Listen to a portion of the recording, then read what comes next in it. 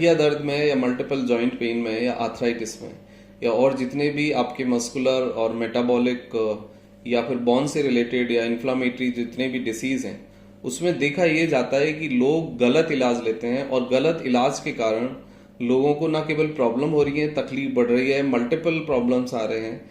Even कुछ लोग अपनी लाइफ को गलत दवाई लेके ही खत्म कर लेते हैं। तो यदि आपको गठिया का दर्द है, यदि आपको मस्कुलर पेन है, यदि आपको बोन्स का पेन है, आपको ऑस्टियोपोरोसिस है, आपको ऑस्टियोआर्थराइटिस है, या आपको ऑस्टियोपेनिया है, या कोई भी दूसरी मस्कुलर डिसीज है, या आपको बोन्स में कोई तकलीफ है, तो सबसे पहले मैं आपको एक बात बता देना चाहता हूं क्लियरली कि यदि आप पेन मेडिसिन यानी पेन किलर से इस चीज को आप रेगुलेट कर रहे हो तो आप एक बहुत गलत काम कर रहे हो, और इससे आपको शारीरिक मानसिक रूप से न केवल नुकसान होगा बल्कि एक आदत पड़ेगी। 80% पेन किलर कम या ज्यादा सडेशन यानी नशा पैदा करती हैं, और दर्द की गोली लेना रेगुलरली एक नशा है, एक सडेशन है, यानी दारू पीना या दूसरे नशे की तरह ही वो होता है और उसको शरीर को उसकी एक आदत हो जाती है। आपने देखा होगा बहुत सारे फैमिलीज के अंदर एक कॉमन पेटेंट एक प्यारी सी पेन किलर लोगों के यहाँ पे होती है। वो हरे पत्ते की गोली हो सकती है, कॉम्बिफ्लेन हो सकती है, फ्लक्सोन हो सकती है, नीसिप्लस हो सकती है, या निम्बूसलाइड, पैरासीटामोल या ibuprofen type of the combination medicine हो सकती है। ये दवाइयां ट्रेडिशनली आज से 30 साल पहले या 50 साल पहले या 10 साल पहले लिखी जाती थी, बहुत सारे डॉक्टर भी लिखते थे। लेकिन इस कैटेगरी की जो दवाइयां हैं वो आपको सडेशन पैदा करती हैं और उनसे आपको इमीडिएटली रिलीफ मिलता है, यानी राहत मिलती है, आप बेटर फील करते हैं। लेकिन ये कोई जॉइंट पेन का या मस्कुलर डिसीज का या बोन्स से रिलेटेड जो समस्या है उसका कोई समाधान या इलाज नहीं है। ये एक टेम्परेरी यानी एक फौरी तौर पर मिलने वाली राहत है, लेकिन इससे आपका किडनी, आपका लिवर, आपका पेट खराब होता है। और सबसे बड़ी प्रॉब्लम ये होती है कि आप अपनी बीमारी को दबा रहे होते हैं एक दर्द की दवाई रेगुलरली लेके। तो आप पहले तो ये सब बंद कर दीजिए।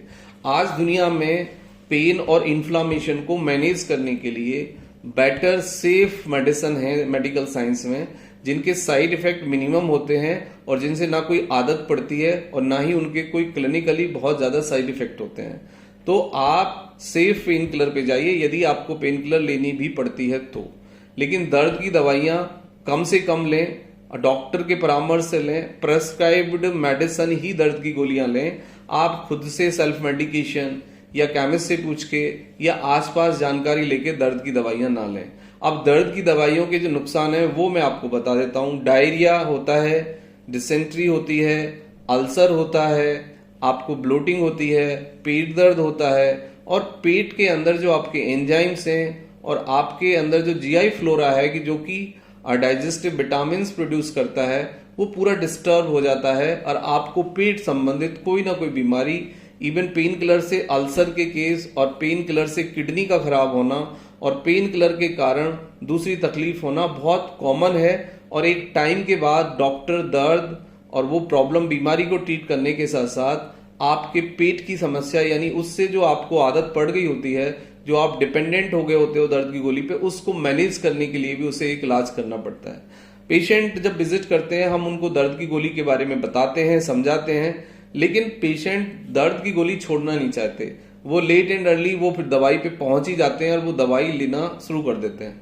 और दुनिया भर में जो गठिया बाय यानी आर्थराइटिस वाले जो पेशेंट हैं उसमें दर्द की गोली का गलत इस्तेमाल बहुत कॉमन है। और आज दुनिया में जितने आर्थराइटिस के या मल्टीपल जॉइंट पेन के या किसी भी के कारण आपको मस्कुलर या आपके बोन्स रिलेटेड कोई इन्फ्लामेशन है या दर्द है, उसको रेगुलेट करने के लिए दुनिया में 60% लोग एक पेन किलर से, एक दर्द की दवाई से अपने दर्द को, अपने दुख को, अपनी परेशानी को रेगुलेट करते हैं।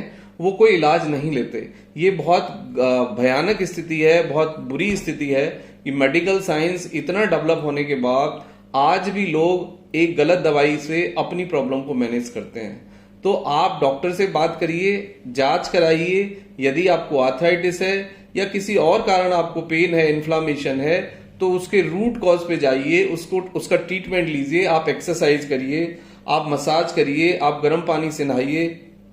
प्लस कोई भी आप फिजिशियन, आपका आयुर्वेदिक फिजिशियन हो, होम्योपैथिक फिजिशियन हो या फिर मॉडर्न मेडिसिन के फिजिशियन हो, जो वो दवाई आपको प्रेस्क्राइब करें वो दवाई लीजिए, प्लस आपकी मसल्स और बोन्स की हेल्थ को इम्प्रूव करिए, अच्छी क्वालिटी का कैल्शियम और प्रोटीन खाइए, जंक से बचिए और रेफ्रिजरेटर फूड से बचिए, और रेगुलरली व्यायाम करिए, और कुछ ना कर पाए तो वॉक करिए।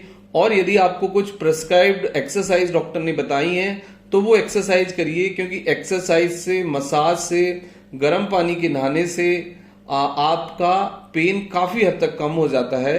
तो नॉर्मली पेन को मैनेज करना सीखिए, और पेन की डिग्री को कम करने के लिए व्यायाम, अच्छी नींद, मसाज थेरेपी, गर्म पानी से नहाना, प्लस जो प्रॉब्लम है आपको अच्छी क्वालिटी का कैल्शियम और प्रोटीन लेना, और अंडरलाइन डिसीज को, अंडरलाइन कॉज को ट्रीट करना, ये एक राइट सॉल्यूशन होगा आपके दर्द का। Thank you very much and take care yourself.